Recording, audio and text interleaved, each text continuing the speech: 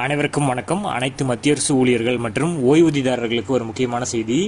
8வது ஊதிய குழுவின் பிரகாரம் கிரேட் பேவின் அடிப்படையில் மத்திய அரசு ஊழியர்களுக்கான ஊதிய உயர்வை வெளியிட்டிருக்காங்க. ஸோ இதனால ஒவ்வொரு கிரேட்ல இருக்கக்கூடிய ஊழியர்களுக்கும் எவ்வளவு சம்பளம் கிடைக்கும் அப்படிங்கிற முழுமையான கணக்கீடு விவரங்களை இந்த வீடியோவில் பார்த்துடலாம். ஸோ ஸ்கிப் பண்ணாம கடைசி வரைக்கும் பாருங்க.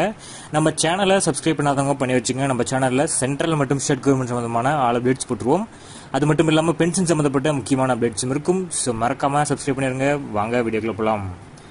ஃபர்ஸ்ட் ஆஃப் ஆல் பார்த்தீங்கன்னா, அரசு ஊழியர்கள் மற்றும் ஓய்வூதியதாரர்களுக்கு அடுத்த சில வாரங்கள் மிக முக்கியமானதாக இருக்கும். ஸோ வரும் நாட்களில் பல நல்ல செய்திகள் அவர்களுக்கு கிடைக்கக்கூடும்.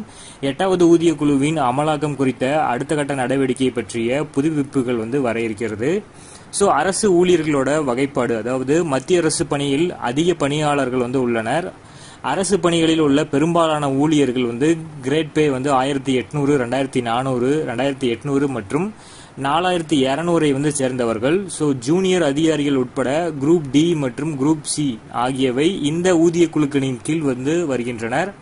ஸோ இந்த கிரேட் பே அடிப்படையில் கணக்கீடு தான் பார்க்க போகிறோம். ஸோ கிரேட் பே 1800, 2400, 2800 மற்றும் 4200 இந்த ஊழியர்களுக்கு 1.92, 2.08 மற்றும் 2.28 போன்ற பிட்மென்ட் ஃபேக்டர்களுக்கு எவ்வளவு சம்பளம் அதிகரிக்கும் என்பதை இந்த பதிவில் நம்ம பார்த்துக்கலாம். ஸோ ஃபர்ஸ்ட் ஆஃப் ஆல் பார்த்தீங்கன்னா, அடிப்படை சம்பள விவரங்களை கொடுத்துருக்கோங்க. ஸோ கிரேட் பே 1800 இருக்கக்கூடிய ஒரு ஊழியருக்கு அடிப்படை சம்பளம் 22,100 ரூபாயும், இதுவே கிரேட் பே 1900 அவங்களுக்கு 25,200 ரூபாயும், இதே கிரேட் பே 2000க்கு 30,200 ரூபாயும், கிரேட் பே 2400க்கு 35,300 ரூபாயும், கிரேட் பே 2800க்கு 40,400 ரூபாயும், ஸோ கிரேட் பே 4200க்கு 55,200 ரூபாயும் அடிப்படை சம்பளம் இந்த விவரங்களை கொடுத்துருக்காங்க.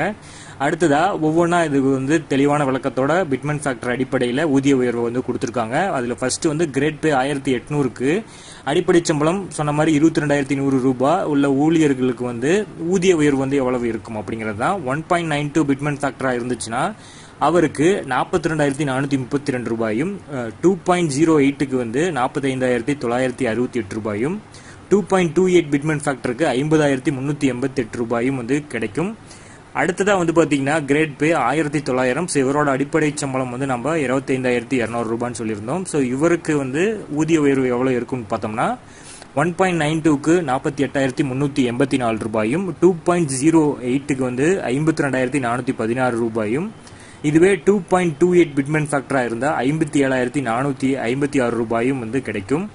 அடுத்ததா கிரேட் பே 2000, அதாவது அடிப்படை ஊதியம் 30,200 ரூபாய் உள்ள ஊழியர்களுக்கு மதிப்பிடப்பட்ட ஊதிய உயர்வு பார்த்தோம்னா 1.92 பிட்மென்ட் ஃபேக்டருக்கு ரூபாய் 57,948, இதுவே 2.08 பிட்மென்ட் ஃபேக்டர் பெற்றிருந்தாங்க அப்படின்னா அவங்களுக்கு 62,816 ரூபாயும், 2.28 பிட்மென்ட் ஃபேக்டரா இருந்துச்சுன்னா அவங்களுக்கு 68,856 ரூபாயும் பெறுவார்கள்.